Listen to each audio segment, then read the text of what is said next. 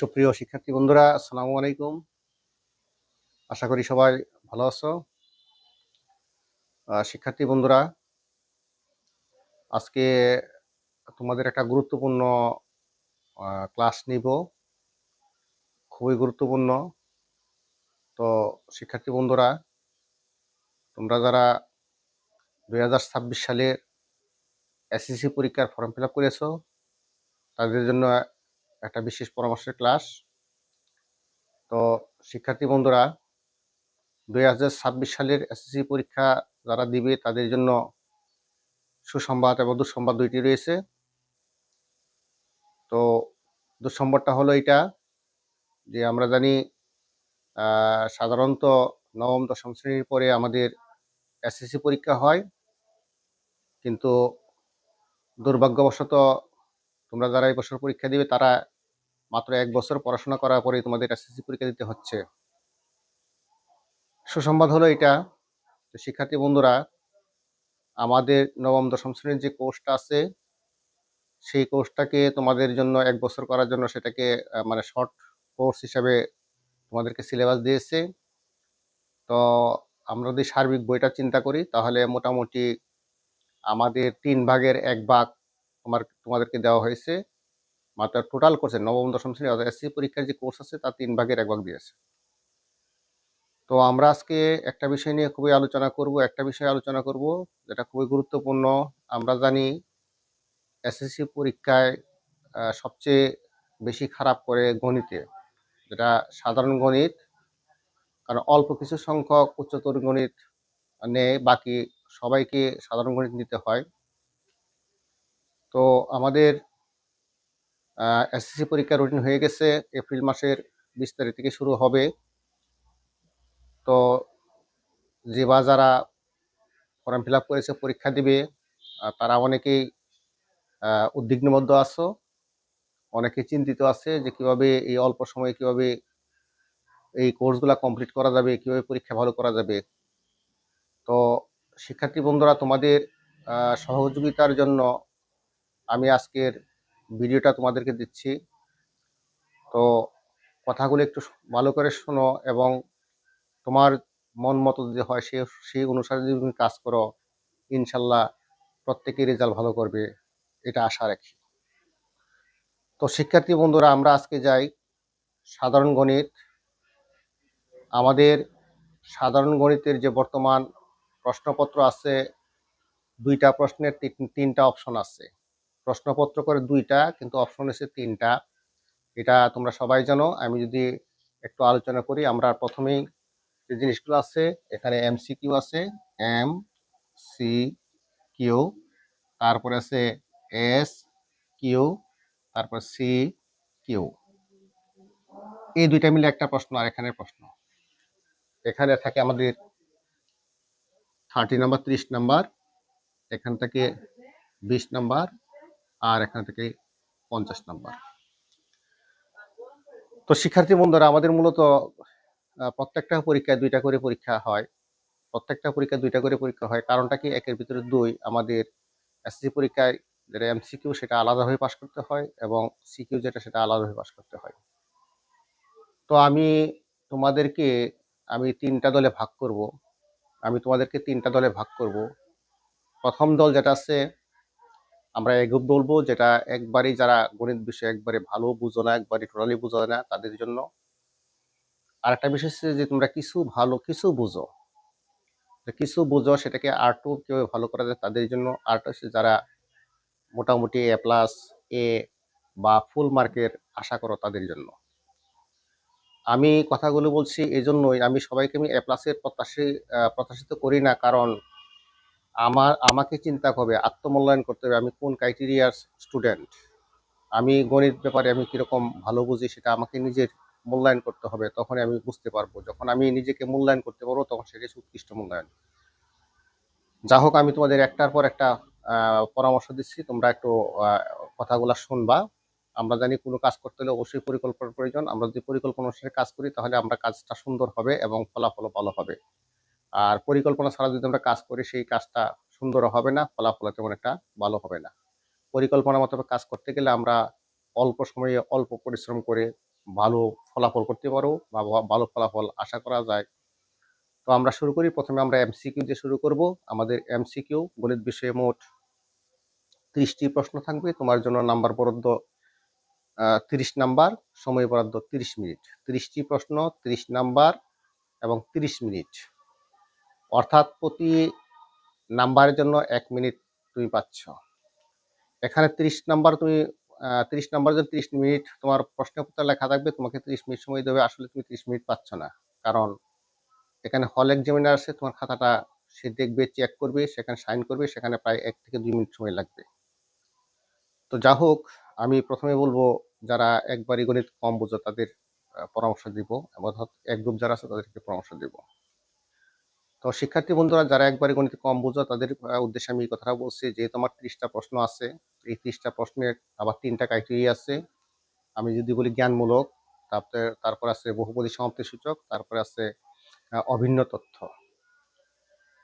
তো এখানে এই 3টা প্রশ্নের মধ্যে আমরা যদি যারা একবারে কম বোঝে তাদের জন্য বলছি, তারা যদি জ্ঞানমূলক প্রশ্নটা একটু ভালো করে পড়ো তাহলে কিন্তু মোটামুটি আনসার করা যাবে।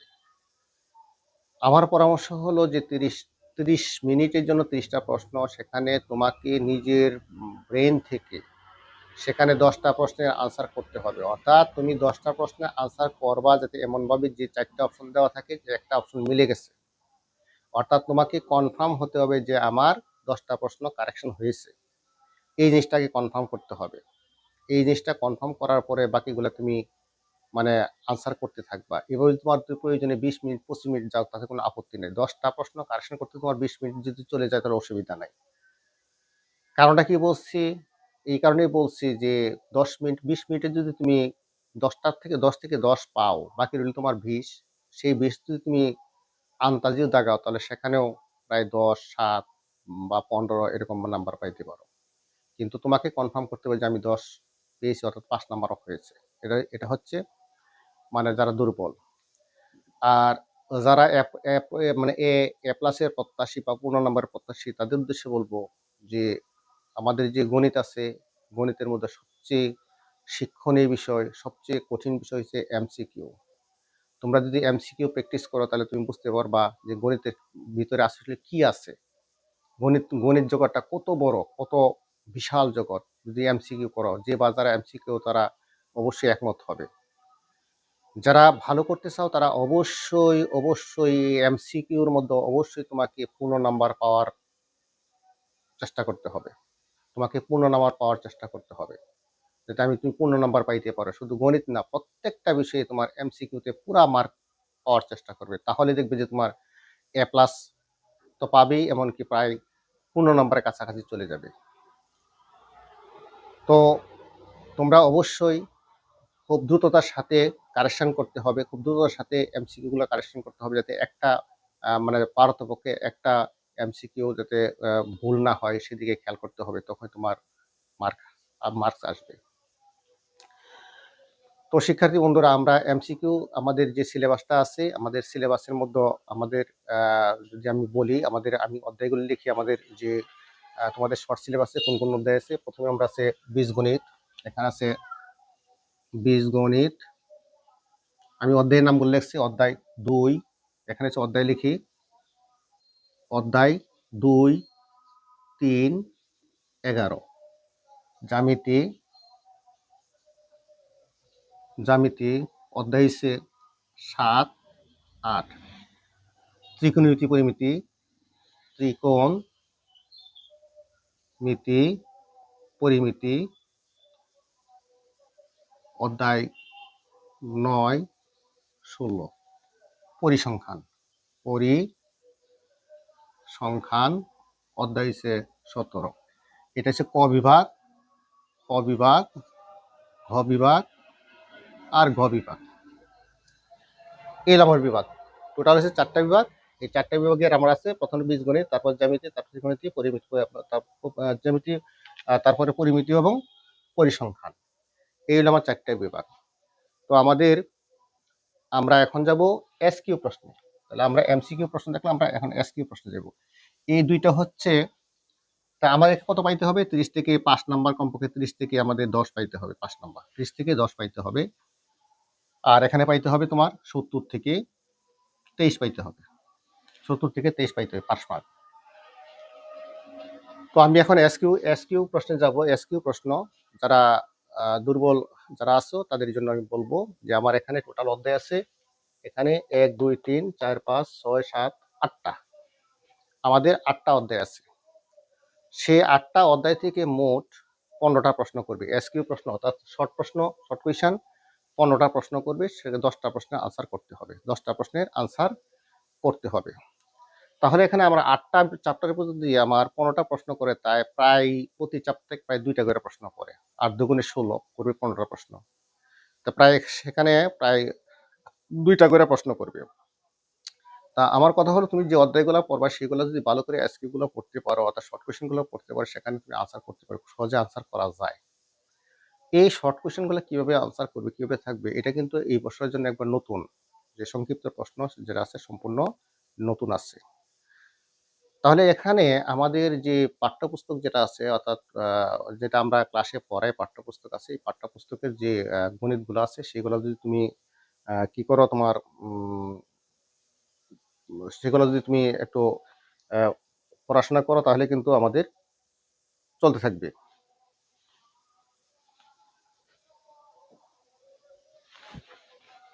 যা হোক, আমরা এই পাঠ্যপুস্তকের যে বিষয়বস্তুগুলো আছে সেগুলো আমরা একটু ভালো করে পড়ে, বিশেষ করে আমার অনুশীলনী যে অঙ্কগুলো আছে এখান থেকে কিন্তু আমাদের সাধারণত এই সংক্ষিপ্ত প্রশ্নগুলো করে।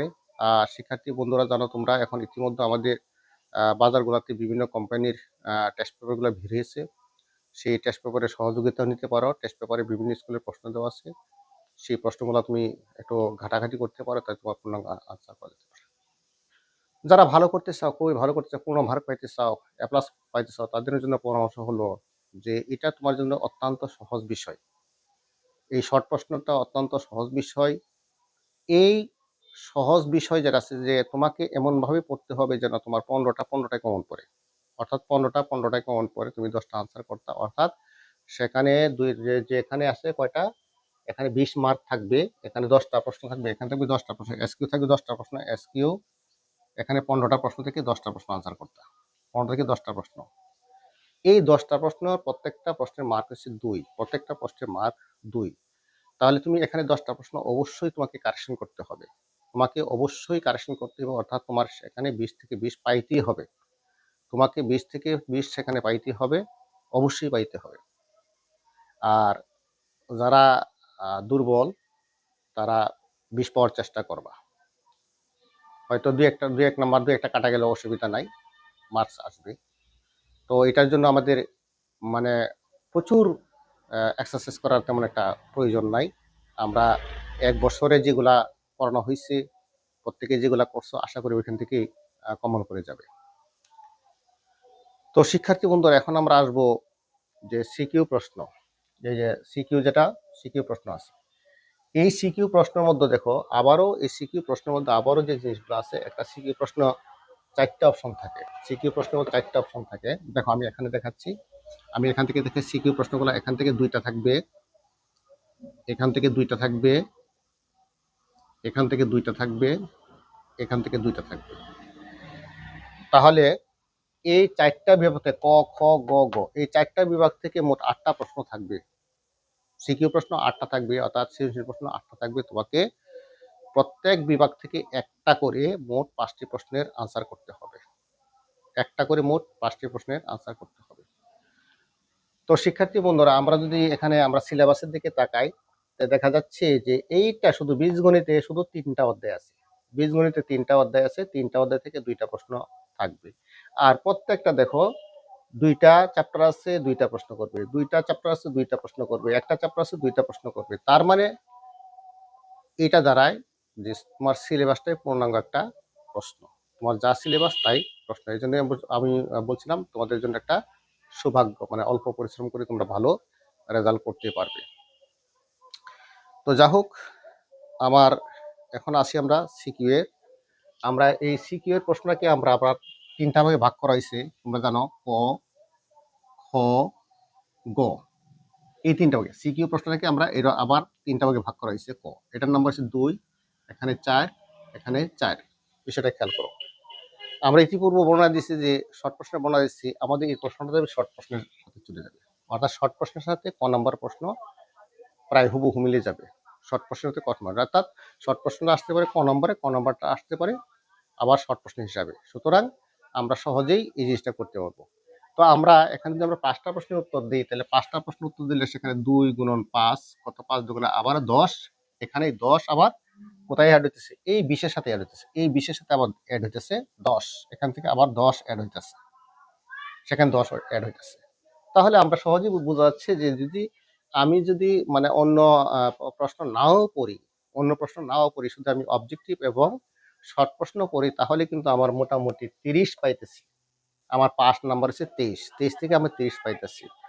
তাহলে আমি যদি একবারে দুর্বল প্রকৃতির ছাত্র হই, আরেকবারে যদি মানে পড়তে পারি না, যদি আমি শর্ট প্রশ্নগুলো পড়ি, তাহলে কিন্তু আমি 5 নাম্বার পেয়ে যেতেছি। যারা একবারেই বুঝো না তাদের জন্য বলছি আরকি। আর যাদের বুঝতে পারছো তারা তো বলতে পারছে এই নাম্বারগুলো ছাড়া যাবে না। এই নাম্বারগুলো অবশ্যই রাখতে হবে। তাহলে আমরা এখানে 5টা প্রশ্ন। এখন এখন 5টা প্রশ্ন আমি কিভাবে দিব? 5টা প্রশ্ন কিভাবে দিব? এটা তোমার উপর নির্ভর করবে। তুমি কোন বিষয়টা ভালো বুঝো তার উপর নির্ভর করবে। আমার বিশেষ পরামর্শ হলো তুমি যে বিষয়টা বুঝো সেই বিষয়টা ভালো করে পড়তা, আরো ভালো করে পড়তা। যেটা বুঝো সেটা ভালো, যেটা বুঝতে পারো না সেটা পড়ার দরকার নাই। কিসের জন্য দরকার নাই? তুমি এই শেষ মুহূর্তে যদি মানে এগুলা প্র্যাকটিস করলা কিন্তু পরীক্ষা খাতায় আনসার করতে পারলা না, তাহলে তেমন একটা লাভ পাওয়া যায় না। বরঞ্চ এখানে যে পরিশ্রমটা করবা, এই পরিশ্রমটা যদি তুমি যে জানা বিষয়টা সেটার উপর আরো পরিশ্রম করো, তাহলে কিন্তু সেটা একবারে পাকাপোক্ত হয়ে যাবে। তো আমরা দেখি, আমরা ১ম এ বীজগণিতে চলে যাই। বীজগণিতে আছে, ১ম এ আছে সেট ফাংশন আছে ২, মান নির্ণয় ৩ এবং অনুপাত সমানুপাত আছে ১১ অধ্যায়। তোমাকে এখানে ২টা প্রশ্ন করবে। ২টা প্রশ্ন থেকে তোমার ১টা প্রশ্ন আনসার করতে হবে। তাই সাধারণত এখানে ৩টা চ্যাপ্টার আছে। আমরা জানি মান নির্ণয় একটা প্রশ্ন থাকেই সবসময়। সর্বদা মান নির্ণয় একটা প্রশ্ন থাকেই। প্রায় বোর্ড কোশ্চেন অনলাইনে থাকে। তো ধরে নাও তোমার ২০২৬ সালে মান নির্ণয় একটা আসবে। তারপরে ২ অথবা ১১।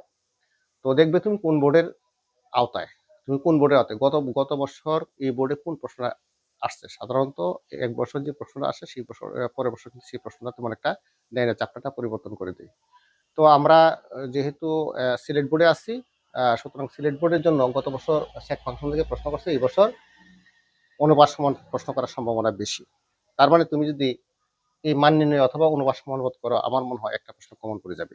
যদি এই মান নির্ণয় এবং অনুপাত সমানুপাত এই ২টা চ্যাপ্টার করো বা একটা চ্যাপ্টার করো, সেখান থেকে একটা প্রশ্ন পাওয়ার সম্ভাবনা আছে। এখন কিভাবে পড়াশোনা করবে? পড়াশোনা হচ্ছে যে আমি কিপুর মান নির্ণয় করব। এই চ্যাপ্টারটাকে আমি পুরাপুরি করব যাতে কোনো সমস্যা না হয়। এই মান নির্ণয় করে এমনভাবে করব যেন আমি যেকোনো সাইড থেকে আমাকে প্রশ্ন করা হোক আমি যেন সেটা পারি। আমি অনুপাত সমানুপাত করব, আমার কাছে ভালো লাগে। ঠিক আছে? তাহলে অনুপাত সমানুপাত এমনভাবে করব যাতে এখান থেকে যে কোনো ধরনের প্রশ্ন করা হয় সেটা যেন আমি পারি। তখনই তোমার পূর্ণাঙ্গ আনসার করা সম্ভব। এখন আসা যাক জ্যামিতি। জ্যামিতিতে আমাদের আছে কত? অধ্যায় ৭ এবং অধ্যায় ৮।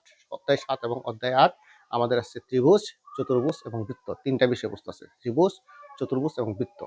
এই সম্পাদ্যকে প্রশ্নের মধ্যে ২ ভাগে ভাগ করেছে। প্রশ্নের মধ্যে ২ ভাগে ভাগ করেছে। একটা প্রশ্ন হচ্ছে সম্পাদ্য, আরেকটা উপপাদ্য। তার মানে প্রশ্ন হচ্ছে ২ প্রকার সম্পাদ্য এবং উপপাদ্য। তার অর্থ হইল যে আমার ৭ ও পড়তে হবে, ৮ ও পড়তে হবে। ৭ কোনটা পড়তে হবে? হয় সম্পাদ্য অথবা উপপাদ্য, ৮ সম্পাদ্য উপপাদ্য। তো সম্পাদ্য করতে গেলে ৭, ৮ উভয়টাই সম্পাদ্য করতে হবে এবং উপপাদ্য যদি করতে হয় তাহলে সেটা মানে ৭, ৮ উভয়টাই করতে হবে। এখন তুমি নিজেকে প্রশ্ন করো, তুমি কোনটা ভালো বুঝো? তুমি কি সম্পাদ্য ভালো বুঝো না উপপাদ্য ভালো বুঝো? যে বা যারা সম্পাদ্য ভালো সেই সম্পাদ্যটা ভালো করে পড়া, উপপাদ্য পড়ার কোনো প্রয়োজন নাই। উপপাদ্যটা দেখার কোনো প্রয়োজন, উপপাদ্য যে সময়টা দিবা সেই সময়টা তুমি সম্পাদ্যে দিলে তোমাকে আরো সুন্দর হবে। সম্পাদ্যের একটা হুঁশিয়ার থাকতে হবে। সম্পাদ্য এসে আমার চিত্রাঙ্কনে সবচেয়ে যে বিষয়টা আছে, যে চিত্রাঙ্কনটা ভালো করতে পারে তখন কিন্তু সম্পাদ্যের নাম্বার পাওয়া যায়। চিত্র যদি তুমি না পারো তাহলে কিন্তু নাম্বার পাওয়া যায় না। তো তোমাকে সিলেকশন করতে হবে তুমি সম্পাদ্য করবে না উপপাদ্য করবে। যে জিনিসটা করবে তার মানে সেটাই করবে। তো পরবর্তী আসা যাক আমরা ত্রিকোণমিতি পরিমিতি। এখানে ত্রিকোণমিতি পরিমিতির যে গ বিভাগে ত্রিকোণমিতি পরিমিতি এখানে অধ্যায় আছে ২টা, ৯ নাম্বার এবং ১৬ নম্বর। টোটাল চ্যাপ্টার আছে ৩টা, ৯, ১০, ১৬। কিন্তু আমাদের সংক্ষিপ্ত সিলেবাসে ১০ চ্যাপ্টার নাই, অর্থাৎ আমাদের আছে ৯ এবং ১০। ৯ হইছে ত্রিকোণমিতি এবং ১০ হইছে কত কি বলা হয়? পরিমিতি। এখন প্রশ্ন হলো তুমি আ ত্রিকোণমিতি ভালো বুঝো না পরিমিতি ভালো বুঝো? যে বিষয়টা ভালো বুঝো সেটা ভালো করে পড়ো, তাহলে তোমার পূর্ণাঙ্গ আনসার করার সম্ভাবনা আছে। এটা যারা দুর্বল আছে তাদের জন্য বলতেছি, অর্থাৎ তারা মানে কিছু কম বুঝো তাদের জন্য বলতেছি। দুইটা চ্যাপ্টার মধ্যে একটা চ্যাপ্টার ভালো বুঝো, হয় 9 ভালো করে করো অথবা 16 ভালো করে করো, তাহলে দেখবো যে তোমার মোটামুটি এখান থেকে আনসার করা সম্ভব। তারপর পরিসংখ্যান, আমাদের যে গণিত আছে এই গণিতের মধ্যে সবচেয়ে সহজ হচ্ছে আমাদের পরিসংখ্যান। পরিসংখ্যানের সাথে একটা চ্যাপ্টার, অল্প কয়টা নিয়ম আছে, সেখান থেকে 2টা প্রশ্ন করে 2টা প্রশ্ন আনসার করা যায়। তো আমাদের জানা মতে আমরা জানি আমাদের স্টুডেন্টরা সাধারণত এই পরিসংখ্যানের উপরে 2টা প্রশ্ন আনসার করে, এই 2টা প্রশ্ন আনসার করতে পারে খুব সহজেই। 2টা প্রশ্ন আনসার করা যায়, সেখানে বিষয়বস্তু কম আছে, মাত্র 6টা বিষয়বস্তু আছে, 6টা অঙ্কের মধ্যে চলে আসে, 6টা নিয়মের মধ্যে চলে আসে। তো এখান থেকে তুমি 2টা প্রশ্ন ইচ্ছা করলে আনসার করতে পারো। এটা তোমার যদি জ্যামিতি ভালো পারো তো তুমি 2টা জ্যামিতি থেকে করতে পারো, এটা তোমার ইচ্ছা। অর্থাৎ আমি যেটা ভালো পারি সেটাই আমি ভালো করব, আর যেটা মানে কঠিন লাগে সেটা আমি করব না। এই হলো আমাদের। এখন পরামর্শ হলো যে তোমরা কিভাবে সহজে, আমরা এখান দেখাচ্ছি যে 10 20 আর কত 10 30, আমার 23 পাইতে হবে, এখানে 23 পাইতে হবে, এর মধ্যে 20 আর এখান থেকে 10, তা আমার বাকি রইল কত? বাকি রইল এটার জন্য আছে কত নাম্বার, এখানে হচ্ছে ক নাম্বারের জন্য 4, আর হলো 4, টোটাল হচ্ছে 8, 8 গুণন 5 কত, 5 8 40, আমার 40 বাকি আছে। 40 থেকে আমরা আবার এটাকে আবার 2 ভাগে ভাগ করতে পারি, 40টাকে আবার 2টা ভাগে ভাগ করতে পারি, একটা কঠিন একটা হচ্ছে সহজ। এবং কঠিন সহজটা কি আছে দেখো, এখানে সাধারণত খ নাম্বার যে প্রশ্ন করে, তুমি ভালো করে প্রশ্নগুলো খেয়াল করবা, সাধারণত খ নাম্বার যে প্রশ্ন করে এটা হইলো আমাদের যে গণিতের উদ্দীপকটা দেওয়া থাকে উদ্দীপকটার সাথে মিল থাকে, অর্থাৎ আমার গণিতের উপর গণিতে আমরা যে অনুশীলনী আছে, যে অনুশীলনী যে প্রশ্নগুলো আছে এই প্রশ্নের সাথে প্রায় হুবহু মিলে যায়, প্রায় হুবহু মিলে যায়। এই জন্য আমরা গণিত যদি ওই অনুশীলনগুলো আমরা প্র্যাকটিস করি তাহলে কিন্তু আমরা এই অঙ্কটা আমরা ইজিলি করতে পারি।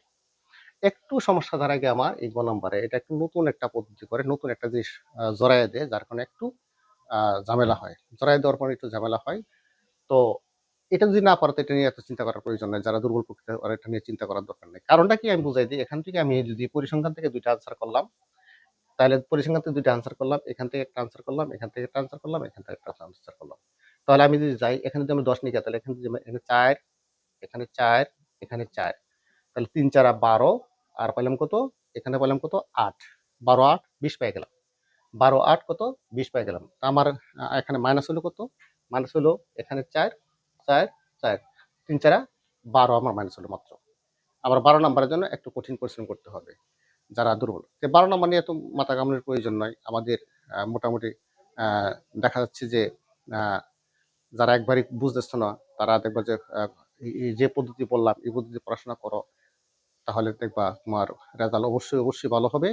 আর বিশেষ করে সবসময় একটা জিনিস মাথায় রাখতে হবে, গণিতের ব্যাপারে একটা জিনিস মাথায় রাখতে হবে, যে চ্যাপ্টারটা তুমি করবে বা আমি করব এই চ্যাপ্টারটা যেন খুব ভালো করে করতে পারি, সেখানে যেন কোনো সমস্যা না হয় এই জিনিসটা জানতে হবে। অর্থাৎ আমি একটা চ্যাপ্টার করলাম, এখান থেকে যে ধরনের প্রশ্ন করুক যেভাবে প্রশ্ন করুক আমি যেন পারি, তখনই তোমার এই গণিত বিষয়ে খুব একটা ভালো করতে পারবে। আর যদি মনে করো যে না আমি সারা বই পড়তে পড়তে থাকবো, মানে কোনো কিছু ভালো করে শেখা হয়েছে না, সারা বই পড়লাম, তাহলে এমন আছে যে কোনো কিছু কমন পড়লো না, পরীক্ষার সময় তোমাদের সমস্যার সৃষ্টি হয়ে গেল। এজন্য আমরা বেশি পড়বো না, পরিকল্পনা মোতাবেক আমরা অল্প পড়বো, যা পড়বো ভালো করে পড়বো, তখনই কিন্তু আমাদের রেজাল্ট আমরা প্রত্যাশিত রেজাল্ট আশা করতে পারি, আমাদের সবাই ভালো হবে।